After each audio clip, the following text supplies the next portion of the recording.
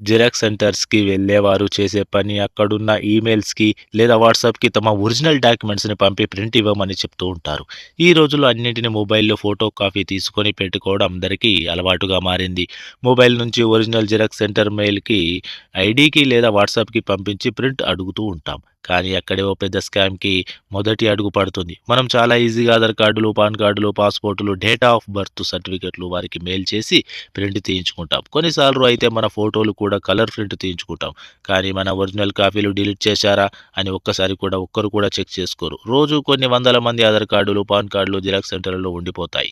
వీటినన్నింటిని data collection agents కొంత డబ్బులు ముట్టజెప్పి సేకరిస్తారు. మనకు తెలియకుండానే బ్యాంక్ అకౌంట్లు ఓపెన్ చేస్తారు. రకరకాల కాల్ సెంటర్లలో వినియోగించుకునే సిమ్ కార్డులు కూడా ఇలాంటి డేటా ఉపయోగించి తీసుకునేవే. Call money, money apps, loan apps లాంటి ఇల్లీగల్ మనీ సర్క్యులేషన్ అంతా ఇలాంటి బ్యాంక్ అకౌంట్స్ నుంచి చేస్తూ ఉంటారు.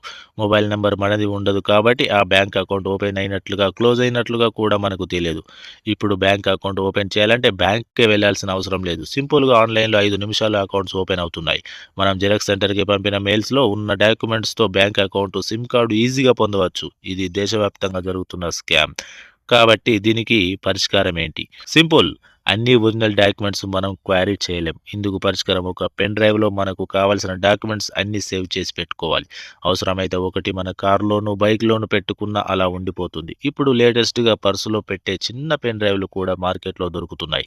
ఈ పెన్ డ్రైవ్‌లో ఉన్న డాక్యుమెంట్లను కాపీ చేసుకోకుండా లాక్ చేసుకునే ఫెసిలిటీ కూడా ఉంటుంది. సో, పెన్ డ్రైవ్‌ని జిరాక్స్ సెంటర్‌లో ఇచ్చి జిరాక్స్ తీయమని అడిగినప్పుడు ఎక్స్‌ట్రా కాపీలు తీసుకోకుండా మనం జాగ్రత్తగా గమనించాలి. పెన్ డ్రైవ్‌లో ఒరిజినల్ డాక్యుమెంట్స్‌ని ఎలాగో కాపీ చేసే అవకాశం ఉండదు. ఇకపై ఎక్కడ పడితే అక్కడ మీ విలువైన సమాచారాన్ని, డాక్యుమెంట్‌లని ఈమెయిల్, వాట్సాప్‌లో పంపకండి.